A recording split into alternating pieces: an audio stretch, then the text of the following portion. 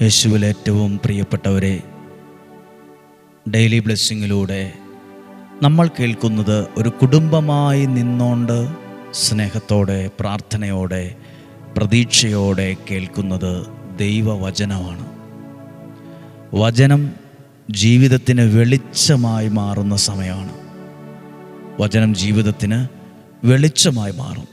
പ്രത്യേകിച്ച് നമ്മൾ പ്രാർത്ഥിക്കുന്നത് ലഹരിക്കടിമകളായ വ്യക്തികൾ, ജീവിതം തകർന്നവർ, കുടുംബം തകർന്നവരൊക്കെ മാനസാന്തരം ഉണ്ടാകാൻ, കുടുംബം അനുഗ്രഹിക്കപ്പെടാൻ, തമ്മിൽ തല്ലിച്ചതറി പലതായി പോകാതെ കൂട്ടായ്മയോടെ ആകാൻ, സ്നേഹത്തിലാകാൻ എല്ലാവർക്കും വേണ്ടി പ്രാർത്ഥിക്കുന്ന ദിവസങ്ങളാണ്. ആ ഒരു ഇൻറ്റൻഷനോടെയാണ് ദൈവവചനം കേൾക്കുന്നതും പ്രാർത്ഥിക്കുന്നതും. ദൈവവചനം കേൾക്കുമ്പോൾ ആ വചനത്തിൻ്റെ നന്മയും അനുഗ്രഹമൊക്കെ നമ്മുടെ ജീവിതത്തിലും ശൈലിയിലും പെരുമാറ്റത്തിലും പ്രവൃത്തിയിലൊക്കെ കയറി വരാനിടയാകട്ടെ. വചനത്തിൻ്റെ നന്മയും അനുഗ്രഹവും നമ്മുടെ ജീവിതത്തിലും സ്വഭാവത്തിലും പ്രവൃത്തിയിലും പെരുമാറ്റത്തിലൊക്കെ കയറി വരണം. അങ്ങനെ അവർ ദൈവത്തിൻ്റെ ഇടപെടൽ അനുഭവിച്ചറിയാൻ പലർക്കും പറ്റണം. ദൈവം നമ്മളെ സഹായിക്കും. പ്രിയപ്പെട്ടവരിന്ന് ദൈവവചനം കേൾക്കാൻ പോവുകയാണ്, പ്രാർത്ഥിക്കാൻ പോവുകയാണ്. നമുക്കറിയാം, ഒരു കാര്യം ഓർമ്മിപ്പിക്കുവാണ്. ഈ തുരുമ്പിച്ച് മൂർച്ച നഷ്ടപ്പെട്ട കത്തി കണ്ടിട്ടുണ്ട്. തുരുമ്പിച്ച് അതിൻ്റെ പിടിയും പോയി അതിൻ്റെ മൂർച്ച നഷ്ടപ്പെട്ട കത്തി കണ്ടിട്ടുണ്ട്. അത് വെട്ടിയാലൊന്നും മുറിയത്തില്ല. അത് നമ്മുടെ കയ്യിൽ പിടിക്കുമ്പോൾ തന്നെ അസ്വസ്ഥതയാണ്. ഒത്തിരി ആരോഗ്യം ഉപയോഗിക്കണം അതുകൊണ്ട് എന്തെങ്കിലുമൊക്കെ ചെയ്യണമെങ്കിൽ. ആ കത്തിയെ തുരുമ്പിച്ച് ഉപകാരമില്ലെന്ന് നമുക്ക് തോന്നിയ കത്തിയെ ഒരു കൊല്ലൻ്റെ അടുത്ത് കൊണ്ടു ചെന്നാൽ അടിച്ച് പഴുപ്പിച്ച് ഒരു പരുവാക്കി അതിനെ തല്ലി, അതിനെ പരത്തി, അതിനെ ഒരച്ച്, അതിനെ മൂർച്ചയുള്ള ഒന്നാക്കി മാറ്റും. അപ്പോൾ അതിനെ പിടിയൊക്കെ ഇട്ട് ഭംഗിയുള്ള, മൂർച്ചയുള്ള, വിലയുള്ള ഒരു ശക്തിയുള്ള ഒരു ആയുധമാക്കി മാറ്റുന്നത് ആ തുരുമ്പിച്ച കത്തിയേൽ ചിലതൊക്കെ വന്നപ്പോഴാണ്. അതിൻ്റെ മേൽ ചിലതൊക്കെ വന്നു. അതിനെ ഒരാൾ കൈകളിലെടുത്തു, കുറച്ചു നേരം അതിന് അഗ്നിയിൽ വെച്ച് അതിനെ പഴുപ്പിച്ചു. അത് പഴുത്ത് തീക്കട്ട പോലെ ആവും. എന്നിട്ട് അതിനെ ഇടിച്ച് പരത്തി, അതിനെ പരുവപ്പെടുത്തി, ഒരച്ച്, അതിന് പിടിയൊക്കെ ഇട്ട് കഴിയുമ്പോൾ അതിന് തിളങ്ങുന്ന മൂർച്ചയാണ്. ഇതുപോലെ തന്നെയാണ് നമ്മൾ ഓരോ ഇൻറ്റൻഷന് വേണ്ടി പ്രാർത്ഥിക്കുന്നത്. നമ്മൾ ഈ വ്യക്തിക്ക് വേണ്ടി ഈ തുരുമ്പിച്ച കത്തിയെ ഇനി എന്തിനാ, ഈ വ്യക്തിക്ക് വേണ്ടി എന്തിനാ ഇങ്ങനെ പ്രാർത്ഥിക്കുന്നത് എന്ന് ചിന്തിക്കും. ആ ജീവിതത്തിൻ്റെ മേൽ ചിലതൊക്കെ വരുമ്പം, ആ ജീവിതത്തിൻ്റെ മേൽ ചിലതൊക്കെ വന്ന് വീഴുമ്പം ആ വ്യക്തിയുടെ ജീവിതം മാറും. തിളക്കം വരും, തെളിച്ചം വരും, മൂർച്ച വരും, വിലയുണ്ടാകും. അപ്പോൾ അതിനു വേണ്ടിയാണ് ഒരു നിയോഗത്തോടെ നമ്മൾ ഈ ദിവസങ്ങളിൽ പ്രാർത്ഥിക്കുന്നത്. എല്ലാവരെയും ഓർത്ത് പ്രത്യേകം ഇൻറ്റൻഷൻ എല്ലാം വെച്ച് പ്രാർത്ഥിക്കുവാണ്. വചനത്തിലേക്ക് വരാം. ജോഷുവയുടെ പുസ്തകം 3-ാം അധ്യായം 9-ാമത്തെ വാക്യം ആദ്യം വായിക്കുക. ജോഷുവയുടെ പുസ്തകം 3-ാം അധ്യായം 9-ാമത്തെ വാക്യം. ജോഷുവ ഇസ്രായേല്യരോട് പറഞ്ഞു, നിങ്ങൾ അടുത്തു വന്ന് ദൈവമായ കർത്താവിൻ്റെ വാക്കു കേൾക്കുവിൻ. അപ്പോൾ ദൈവത്തിൻ്റെ വാക്ക് കേൾക്കാൻ അടുത്തു വരണം. ചില സ്ഥലങ്ങളിൽ പോകണം, ചില സ്ഥലത്ത് ചെല്ലണം.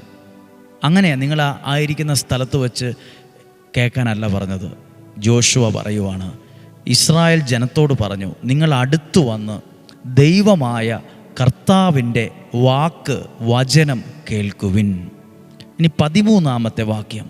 ഭൂമി മുഴുവൻ്റെയും നാഥനായ കർത്താവിൻ്റെ പേടകം വഹിക്കുന്ന പുരോഹിതന്മാരുടെ ഉള്ളങ്കാൽ ജോർദാനിലെ ജലത്തെ സ്പർശിക്കുമ്പോൾ വെള്ളത്തിൻ്റെ ഒഴുക്ക് നിലയ്ക്കുകയും മുകളിൽ നിന്ന് വരുന്ന വെള്ളം ചിറ പോലെ അവിടെ കെട്ടി നിൽക്കുകയും ചെയ്യും. പുരോഹിതന്മാരുടെ, അതും ദൈവത്തിൻ്റെ പേടകം വഹിക്കുന്ന പുരോഹിതന്മാരുടെ ഉള്ളങ്കാൽ ജോർദാൻ്റെ ആ വെള്ളത്തിൽ തൊടുമ്പോൾ അത്ഭുതം നടക്കുന്ന. ഞാൻ എന്തിനാ പറഞ്ഞെന്നറിയാമോ? വചനത്തിൻ്റെ ശബ്ദം കേട്ട് സ്റ്റെപ്പ് വച്ചപ്പോഴാണ് അനുഗ്രഹങ്ങൾ ഉണ്ടാകാൻ തുടങ്ങി. അല്ലാതെ ജോർദാനെ രണ്ടാക്കിയത് പരിശ്രമമല്ല. ജോർദാനെ രണ്ടാക്കിയത് അവരുടെ കഴിവല്ല. ജോർദാനെ രണ്ടാക്കിയത് വചനം കേട്ട വെളിച്ചത്തിൽ ചുവടുകൾ വച്ചതാണ് അവിടെ ജോർദാൻ രണ്ടാകാൻ, ഒഴുക്ക് നിലയ്ക്കാൻ കാരണമായത്. ഇത് ഞാൻ നിങ്ങളോട് പറയുന്നത്, നമ്മളും ചില കാര്യങ്ങൾ നമ്മുടെ കഴിവ് കൊണ്ടൊന്നും എല്ലാം നടക്കത്തില്ല. നമ്മുടെ ബുദ്ധി, ശക്തി, സ്വാധീനം, ബന്ധം എല്ലാം നടക്കത്തില്ല. നമ്മൾ പരാജയപ്പെട്ടു പോകും. എന്നാൽ നമ്മുടെ കഴിവിലല്ല ചിലത് നമ്മൾ ദൈവത്തിൽ ആശ്രയിക്കുമ്പോൾ, പ്രാർത്ഥിക്കുമ്പോൾ ദൈവത്തിൻ്റെ കഴിവിലും ശക്തിയിലുമാണ് അത്ഭുതം നടക്കുന്നത്. ദൈവത്തിൻ്റെ വചനം അവിടെ നിങ്ങൾ ശ്രദ്ധിച്ചോ, ആദ്യം ഉടനെ അങ്ങോട്ട് അത്ഭുതം അങ്ങ് ചെയ്യുമല്ല, ചെന്നപാടെ അത്ഭുതം ചെയ്തിട്ടല്ല ക്ലാസ്. ആദ്യം പറഞ്ഞു, നിങ്ങൾ അടുത്തു വന്ന് ദൈവവചനം കേൾക്ക്. ആദ്യം വന്ന് കേൾക്ക്. എല്ലാ അത്ഭുതങ്ങളും ആരംഭിക്കുന്നത് ഇങ്ങനെ തന്നെ, ഇതേ പ്രോസസ്സാണ്. പെട്ടെന്ന് അത്ഭുതം ചെയ്തു. നമ്മളൊരു ഫാസ്റ്റ് ഫുഡ് ഷോപ്പിൽ ചെന്ന് എനിക്ക് ഭക്ഷണം വേണമെന്ന് പറഞ്ഞ് 10 മിനിറ്റ് ആകും കിട്ടി, വേഗം എഴുന്നേറ്റ് പോകുന്നു. അങ്ങനെ ചെന്നപാടെ കിട്ടുന്ന ഒന്നല്ല അത്ഭുതം. അതിന് ചില പ്രോസസ്സുണ്ട്, ചില ഘട്ടം ഘട്ടമായി നമ്മൾ ചെയ്യേണ്ട കുറച്ച് കാര്യമുണ്ട്. ഇവർ പറഞ്ഞ ആദ്യം വചനം കേൾക്ക്. രണ്ടാമത്, ദൈവത്തിൻ്റെ പേടകം വഹിക്കുന്ന പുരോഹിതന്മാർ വാഗ്ദാന പേടകം എടുത്ത് ആ വെള്ളത്തിൽ അവരുടെ ഉള്ളംകാൽ തൊടുമ്പോൾ അവരാരും ചിന്തിച്ചില്ല, ഒഴുകിപ്പോവില്ലേ, ഭയങ്കര ഒഴുക്കല്ലേ, നമ്മൾ കാല് വെച്ചിട്ട് എന്നാ കാണിക്കാനാ? ആരും തലതിരിഞ്ഞൊന്നും ചിന്തിച്ചില്ല. ആ വചനത്തിൻ്റെ ശബ്ദം കേട്ട് ചുവട് വയ്ക്കാൻ അവർ തയ്യാറായി. അവർ പറഞ്ഞില്ല ഇപ്പം ഭയങ്കര ഒഴുക്കാണ്. തൊട്ട് താഴോട്ട് എഴുതുമ്പോൾ വായിക്കുമ്പോൾ നമുക്കറിയാം, ജോർദാൻ നദി കര കവിഞ്ഞ് ഒഴുകുന്ന സമയത്താണ് ഈ സംഭവം നടക്കുന്നത്. അല്ലാതെ വേനൽക്കാലത്ത് വരണ്ടുണങ്ങിക്കിടക്കുന്ന ഒരു അരുവിയിലൂടെ ഒഴുകുന്ന അത്രയും വെള്ളമുള്ളപ്പോഴല്ല, കര കവിഞ്ഞ് ഒഴുകുന്ന സമയത്താണ്. അവർക്ക് അന്നേരം വേണമെങ്കിൽ പറയായിരുന്നു, ഈ സമയത്ത് ഇപ്പോഴെങ്ങനെയാ വാഗ്ദാന പേടകവും എടുത്ത് വെള്ളത്തിലേക്ക് ഇറങ്ങിയാൽ എന്തിനാ ഇങ്ങനത്തെ കാര്യങ്ങൾ പോകുന്നത്? ബുദ്ധിയോടെ ചിന്തിക്കുക, വിവേകത്തോടെ ചിന്തിക്കുക, പൊട്ടത്തരം ചെയ്തു കൂട്ടരുത് എന്നൊന്നും അവിടെ ആരും ഒന്നും സംസാരിച്ചില്ല. അവർ വചനത്തിൻ്റെ ശബ്ദം കേട്ട് ചുവട് വയ്ക്കാൻ തുടങ്ങി. പരിശ്രമം കൊണ്ടും കഴിവുകൊണ്ടും അല്ല ജോർദാൻ രണ്ടായത്, അത് ദൈവത്തിൻ്റെ ശക്തിയാലത്രേ.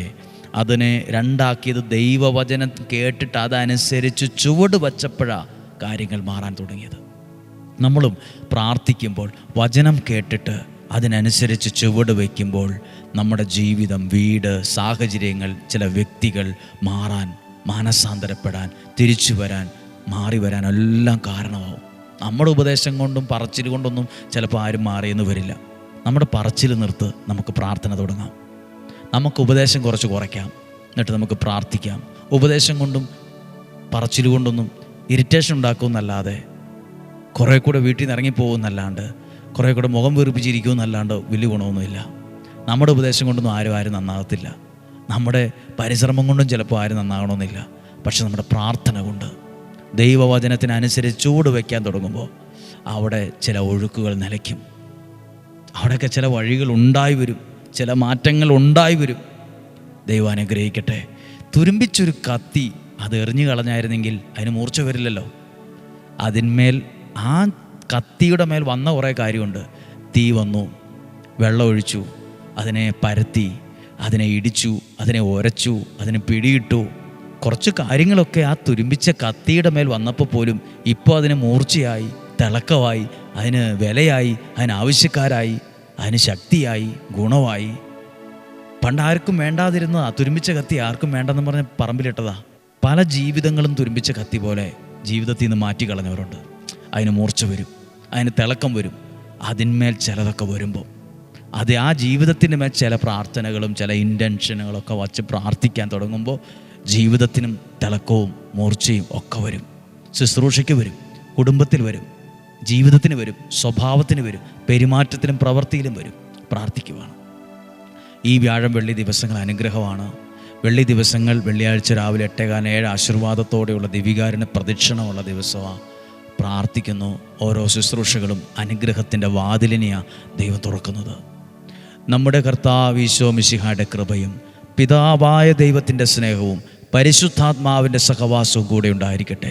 ഞങ്ങൾ പ്രാർത്ഥിക്കുന്നു. കർത്താവേ, ഈ വചനം കേൾക്കുന്ന എല്ലാവരെയും അനുഗ്രഹിക്കണം. പ്രത്യേകിച്ച് മദ്യപാനത്തിലോ മയക്കുമരുന്നിലോ ലഹരിക്കോ അടിമപ്പെട്ടു പോയവർ ആരുമാകട്ടെ, പ്രായം കുറഞ്ഞ ആളോ കൂടിയ ആളോ ആരും ആകട്ടെ, നിങ്ങളുടെ മാനസാന്തരത്തിനായി, നിങ്ങളുടെ ജീവിതത്തിലൊരു നന്മയുണ്ടാകാൻ ഞങ്ങൾ നിങ്ങൾക്ക് വേണ്ടി പ്രാർത്ഥിക്കുന്നു. കുറ്റപ്പെടുത്തുകയല്ല, വിമർശിക്കുകയുമല്ല, സ്നേഹത്തോടെ നിങ്ങൾക്ക് വേണ്ടി പ്രാർത്ഥിക്കുവാണ്. നിങ്ങളുടെ മനസ്സിൽ ദൈവത്തിൻ്റെ പ്രചോദനങ്ങൾ ലഭിക്കട്ടെ. നിങ്ങളുടെ മനസ്സിൽ ദൈവിക ഇടപെടലുകൾ ഉണ്ടാകട്ടെ. എന്തു പ്രയാസമായിക്കോട്ടെ, പ്രതിസന്ധി ആയിക്കോട്ടെ, അതിനെ മറികടന്ന് വരാൻ പറ്റും. ദൈവത്തിൻ്റെ കരം നിങ്ങളുടെ മേൽ ചലിക്കും. ദൈവത്തിൻ്റെ അത്ഭുതങ്ങളുണ്ടാകും. അനുഗ്രഹയിലെ കൈ വിരിച്ച് പിടിച്ചിരിക്കുന്ന യേശുവിൻ്റെ ആ കൈക്കുള്ളിൽ നിന്ന് നിങ്ങളൊരു സാക്ഷ്യത്തെ പറയാൻ ഇടവരും. ഇന്നും ജീവിക്കുന്ന യേശുവിൻ നാമത്തിൽ നിങ്ങളെ അനുഗ്രഹിച്ച് പ്രാർത്ഥിക്കുന്നു. ഒരു ദോഷവും വരികയില്ല, ഒരു തിന്മയും വരില്ല, ഒരു അനർത്ഥവും വരത്തില്ല.